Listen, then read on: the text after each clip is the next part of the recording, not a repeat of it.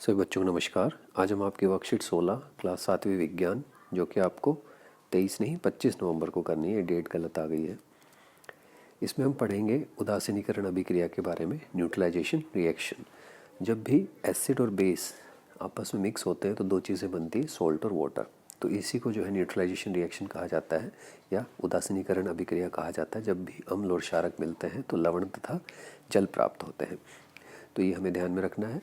इसके साथ में कई बार जो है कुछ इसमें से ऊर्जा भी निकलती, हीट इवोल्ड जो है। एग्जाम्पल जैसे salt form during the neutralization reaction depends on which acid and which base are reacted with each other.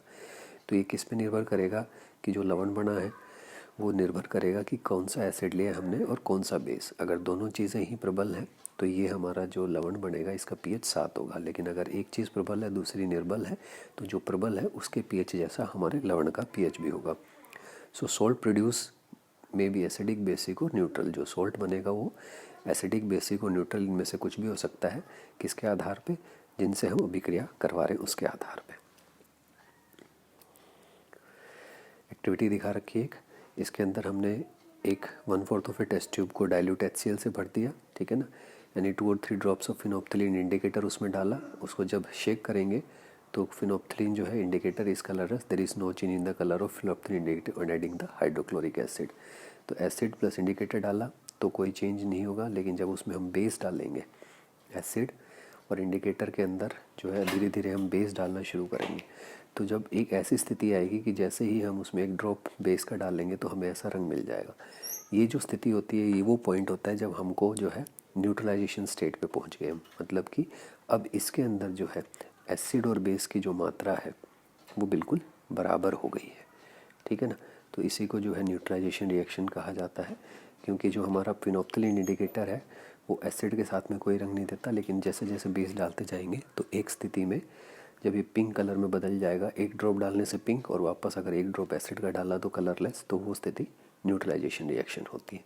तो हिंदी में भी आपको समझ में आ गया होगा कि अम्ल में जब हम एक फिनोप्थिलीन नाम का सूचक डालते हैं तो कोई रंग नहीं आता। धीरे धीरे जब उसमें क्षारक डालते हैं तो कुछ समय बाद जब अम्ल और क्षारक एक दूसरे के बराबर हो जाते हैं ये, तो हमें ये गुलाबी रंग मिल जाता है। तो इसको उदासीनीकरण अभिक्रिया कहा जाता है। क्वेश्चन आंसर्स देख लेते हैं। Write names in given to the reaction in which an acid reacts with base to form salt and water, तो उसको न्यूट्रलाइजेशन कहा जाता है। Sodium hydroxide and hydrochloric acid neutralize each other and form salt and water, सही बात है। Salt produce during neutralization reaction में भी एसिड, बेसिक और न्यूट्रल कुछ भी हो सकता है। Explain why if you touch the test tube immediately after carrying out the reaction is over we find the test tube to be somewhat hot. This is because some heat is evolved during the neutralization reaction, जो अभी हमने बात की थी।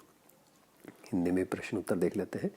पहले प्रश्न के अंदर आपको उदासीनता लिखना है या उदासीकरण अभिक्रिया, दूसरे में ट्रू और फॉल्स में सच लिखना है, तीसरे में अम्लीय, क्षारक और उदासीन लिख सकते हो। चौथे में जो है वो गर्म इसलिए महसूस होती है क्योंकि उसमें जो है प्रतिक्रिया मिश्रण में तापमान को बढ़ा देती है प्रणाली, इस वजह से हमें गर्म महसूस होती है।